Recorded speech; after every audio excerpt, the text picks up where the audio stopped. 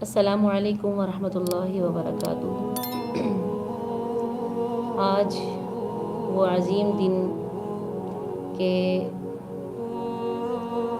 جس میں کروڑوں لوگوں کی نظریں ایک سرزمین پر لگی ہوئی ہیں، اور وہ کون سی سرزمین ہے؟ حرم پاک کی۔ جو پہنچ چکے وہ بڑے خوش نصیب، اور جو نہیں جا سکے طلب ہر دل میں ہی ہے۔ اور آج عرفات کا میدان اللہ کے پیارے مہمانوں سے بھرا ہوا ہے، اور با رونق روح پرور مناظر جو ہم سب دیکھ بھی رہے ہیں، اور اللہ تعالیٰ سے دعا بھی کر رہے ہیں کہ اللہ آئندہ سال ہمیں ان خوش نصیب لوگوں میں شامل فرما۔ تو آج تھوڑی سی بات کریں گے اسی جگہ کے حوالے سے۔ کیا یہ رونقیں اسی طرح تھی، یا یہ وادیاں خاموش تھی؟ قدیم گھر کی کہانی۔ خانہ کعبہ جو اللہ کا گھر ہے، یہ جہاں واقع ہے، یہ زمین کا مڈ ہے، بالکل درمیان۔ اور سب سے پہلا جو تعمیر کیا گیا اللہ کا گھر، وہ فرشتوں نے کیا۔ اس کے بعد پھر آدم علیہ السلام کے دور میں تعمیر ہوا، آدم علیہ السلام نے کیا۔ اس کے بعد حضرت ابراہیم علیہ السلام نے کیا۔ پھر آپ صلی اللہ علیہ وآلہ وسلم کے دور میں قریش نے، اور اس تعمیر میں آپ صلی اللہ علیہ وسلم خود بھی شامل تھے۔ جب ہم پس منظر میں جاتے ہیں تو ایک لمحہ، ایک دور وہ بھی آیا تھا کہ ایک اللہ کا پیارا، اللہ کا خلیل، اور خلیل کہتے ہیں دوست کو، اور خلیل اس خاص دوست کو کہتے ہیں جو دل کے زیادہ قریب ہوتا ہے۔ تو اللہ تعالیٰ نے اپنے خلیل کی زندگی میں آزمائشوں کو بہت رکھا۔ یہ آج ہمارے لیے بڑی سبق آموز بات ہے کہ ہم ہر مشکل میں گھبرا جاتے ہیں، چاہے وہ چھوٹی سی چھوٹی ٹینشن ہو یا بڑا مسئلہ ہو۔ آج جس سٹریس کے دور سے ہم گزر رہے ہیں، میرا نہیں خیال ہے کہ آج کوئی بچہ بھی پرسکون زندگی گزار رہا ہے۔ آخر یہ اتنا دباؤ، اتنی شدت، یہ کیوں ہے؟ آج اس کہانی کو سنیں گے اور کوشش کریں گے کہ اللہ تعالیٰ ہماری زندگی کو پرسکون بنا دے، کیونکہ پرسکون ہونے کے لیے بڑی قربانیاں دینا پڑتی ہیں۔ تو اللہ تعالیٰ نے ابراہیم علیہ السلام پر گاہے بگاہے بہت امتحانات ڈالے، جس کا قرآن بھی ذکر کرتا ہے۔ مختصراً ایک جائزہ لیں گے ہم ان امتحانات کا، پھر ہمیں اس قدیم گھر کی کہانی سمجھنے میں آسانی ہوگی۔ ابراہیم علیہ السلام نے اپنی قوم کو اللہ کی طرف بلایا، اور اپنے والد صاحب کو بھی دعوت دی، جو نمرود کے وزیر خاص تھے۔ انہوں نے بات کو نہیں مانا، اور حضرت ابراہیم علیہ السلام کو کہنے لگے کہ آپ ہمارے مذہب پر آؤ، بت پرستی شروع کرو۔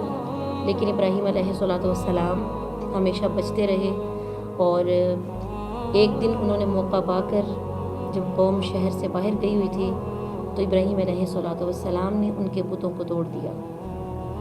جب قوم واپس آئی غیظ و غضب کے ساتھ، واقعہ طویل ہے، ہم نے سن رکھا ہے، از مختصر پھر کیا ہوا کہ ابراہیم علیہ السلام کے لیے آگ کا الاؤ بھڑکایا گیا، آگ جلائی گئی، اور ابراہیم علیہ السلام کو اس آگ میں روانہ کرنے کے لیے رسیوں کا جال بنایا گیا، اور حضرت ابراہیم علیہ السلام کا لباس اتارا اور اس میں ڈال کر ان کو آگ کی طرف روانہ کیا گیا۔ تو اس قدر تکلیف دہ مناظر اور آگ کی شدت، اتنا کڑا امتحان اللہ کے خلیل کا، اور اتنے امتحان میں پڑھنے کے باوجود بھی ابراہیم علیہ السلام کی زبان پر یہ نہیں آیا کہ اے اللہ میرے ساتھ ایسا کیوں؟ اے اللہ میں نے تو آپ کی دعوت دی تھی، اے اللہ میں نے تو آپ کا پیغام دنیا کو سنایا تھا۔ آگ کی طرف جا رہے ہیں تو جبریل علیہ السلام آئے، اور آ کر کہنے لگے کہ اے اللہ کے خلیل، کیا میری کوئی ضرورت آپ کو ہے؟ تو ابراہیم علیہ السلام نے فرمایا، اگر تو آپ اپنی مرضی سے آئے ہو تو مجھے آپ کی کوئی ضرورت نہیں، اور اگر آپ اللہ کے بھیجنے پر آئے ہو تو وہ رب جس نے مجھے یہاں تک بھیجا وہ میرے امتحان سے بخوبی واقف ہے، تو مجھے کسی کی ضرورت نہیں ہے، میرا رب میرے حال کو خوب جانتا ہے۔ تو پڑھا حسبنا اللہ و نعم الوکیل۔ تو اللہ کا کرم کیا ہوا کہ جب آگ میں گئے ابراہیم علیہ السلام تو ہمیں کیا پتہ چلتا ہے؟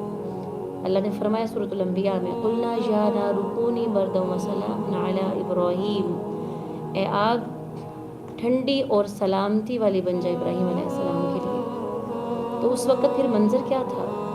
چاروں اطراف میں دہکتی ہوئی آگ، اور اس آگ کے الاؤ کے درمیان جتنی جگہ پر اللہ تعالیٰ کا حکم ہوا، جہاں پر ابراہیم علیہ السلام پہنچے، اللہ تعالیٰ نے اتنی جگہ کو ٹھنڈا اور سلامتی والا بنا دیا۔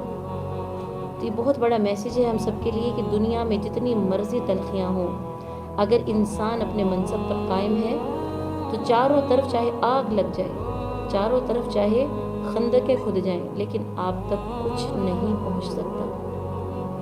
آپ کو اللہ تعالیٰ پرسکون رکھیں گے۔ امتحانات آتے رہے ابراہیم علیہ السلام کے دور میں، ان کی زندگی امتحانات سے سجی ہوئی، ہر امتحان کو بخوبی سر انجام دیا۔ پھر آگے چلے، اولاد نہیں ہے، بڑھاپے کو پہنچے، اللہ تعالیٰ سے سالہ سال اولاد مانگی، پھر اللہ تعالیٰ نے 80-82 سال کی عمر میں اللہ تعالیٰ نے ان کو صاحب اولاد کیا، اور پھر بڑھاپے میں ملی ہوئی اولاد کتنی اچھی لگتی ہے۔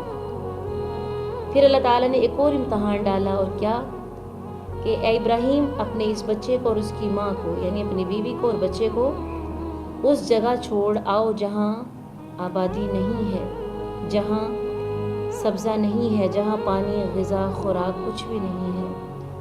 اب دیکھو کہ بچے کو دور کرنا کتنے بڑے امتحان کی بات ہے۔ لے چلے، کوئی بات نہیں، کوئی سوال نہیں، اور پہنچے اس مقام پر جہاں آج خانہ کعبہ ہے۔ اس وقت بہت سے سیلاب اور بہت سے سیل آئے، جس کی وجہ سے خانہ کعبہ ایک ٹیلے نما شکل اختیار کر چکا تھا، بہت بڑے بڑے پتھروں کے ٹکڑے اس کے ارد گرد تھے۔ ایسی جگہ جہاں زندگی نہیں تھی، جہاں پانی نہیں تھا، اپنے بچے کو اور بیوی کو چھوڑا اور چلے گئے، اور اتنا بھی حکم نہیں تھا کہ ان کو بتا دیں کہ یہ ایسا کیوں ہوا۔ پھر آ گئے اور دعا ضرور کی۔ حضرت حاجرہ سلام اللہ علیہ پیچھے دوڑتی ہوئی آئیں کہ آپ ہمیں یہاں کہاں چھوڑ کر جا رہے ہیں؟ تو 3 میل پیچھے دوڑ لگائی، اور پھر اچانک سے دل میں خیال آیا کہ میرا خامد اللہ کا نبی بھی تو ہے۔ تو پھر پوچھا کہ کیا ایسا کرنے کا آپ کو اللہ نے حکم دیا؟ تو پھر انہوں نے سر کے اشارے سے جواب دیا کہ ہاں۔ تو پھر کہنے لگی اب اللہ تعالیٰ ہمیں یہاں پر ضائع نہیں کریں گے۔ ابراہیم علیہ السلام کو دیکھتی رہی یہاں تک کہ آپ کی اونٹنی نگاہوں سے اوجھل ہو گئی۔ ابراہیم علیہ السلام جب پہاڑ سے نیچے اترے تو آنکھوں میں آنسو آ گئے، اور اللہ تعالیٰ سے کیا دعا کی کہ اے اللہ میں اپنے اہل و عیال کو آپ کے کہنے پر ایسی جگہ بسا آیا ہوں جہاں پر کوئی نہیں ہے، اے اللہ اس جگہ کو آبادی نصیب فرما۔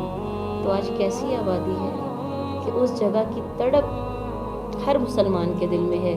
ہر مسلمان چاہتا ہے کہ اللہ ہمیں ہر بار لبیک اللہم لبیک کی پکار کے ساتھ اپنے گھر میں بلا۔